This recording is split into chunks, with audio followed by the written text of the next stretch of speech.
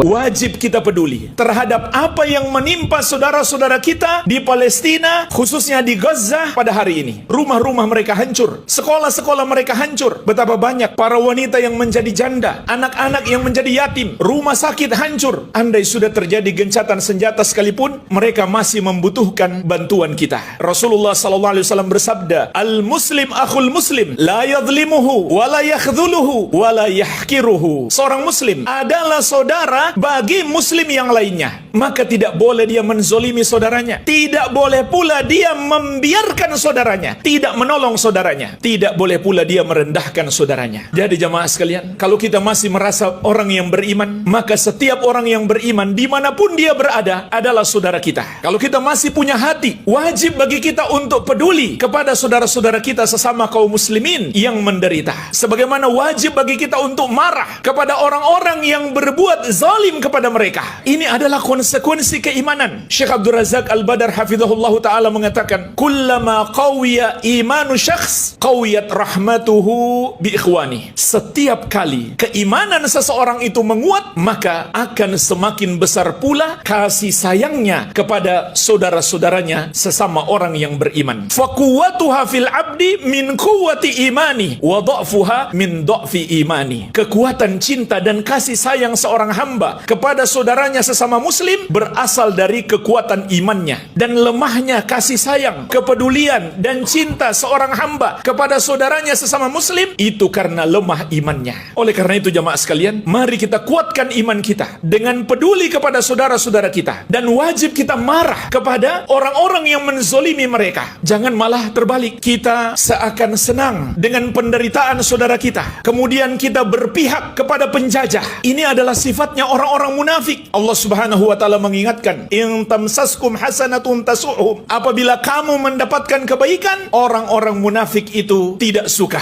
Wa in tusibukum sayyi'atu yafrahu biha. Namun apabila kamu ditimpa keburukan, orang-orang munafik itu bergembira. Inilah sifat orang munafik. Dia lebih berpihak kepada orang-orang kafir. Dia tidak peduli dengan saudaranya yang ditimpa musibah. Allah Subhanahu wa taala juga mengingatkan, "Basyiril munafiqina bi anna lahum azaban alima alladzina yattakhiduna al-kafirina awliya'a min dunil mu'minin." Kabarkan kepada orang-orang munafik itu, bagi mereka azab yang pedih, yaitu orang-orang yang menjadikan orang-orang kafir sebagai wali-wali mereka selain orang yang beriman. Allah Subhanahu wa taala mengingatkan kita, "Ya ayyuhalladzina amanu la tattakhidul yahuda wan nasara awliya'a." Wahai orang-orang yang beriman, jangan kamu jadikan orang-orang Yahudi dan Nasrani itu sebagai wali-walimu. Menjadikan mereka sebagai wali artinya mencintai mereka, setia, loyal, berpihak kepada mereka, menjadikan mereka teman dekat, menjadikan mereka orang kepercayaan, mengangkat derajat mereka dengan menjadikan mereka pejabat atau memilih mereka menjadi pemimpin. Kata Allah, jangan kamu lakukan itu. Ba'duhum awliya'u ba'd. Sebagian mereka adalah wali bagi sebagian yang lain. Persis seperti yang kita lihat sekarang. Orang-orang Yahudi menzolimi kaum muslimin, dibantu oleh orang-orang Nasrani. Allah mengabarkan kepada kita, ba'duhum awliya'u ba'd. Sebagian mereka adalah wali, penolong, pembantu bagi sebagian yang lain. Kemudian Allah memberi ancaman keras kepada kita. Wa may yatawallahu minkum fa innahu minhum. Barang siapa di antara kalian yang bersikap loyal kepada mereka, berpihak kepada mereka, setia kepada mereka, mencintai mereka, maka dia bagian dari mereka. Jadi orang muslim yang berpihak kepada orang kafir, terlebih lagi orang kafir itu menzolimi saudaranya sesama muslim, terancam menjadi murtad, keluar dari Islam apabila keberpihakannya itu karena dia memang senang dengan agama mereka, membenarkan agama mereka, atau ingin menghinakan Islam, maka dia berpihak kepada mereka.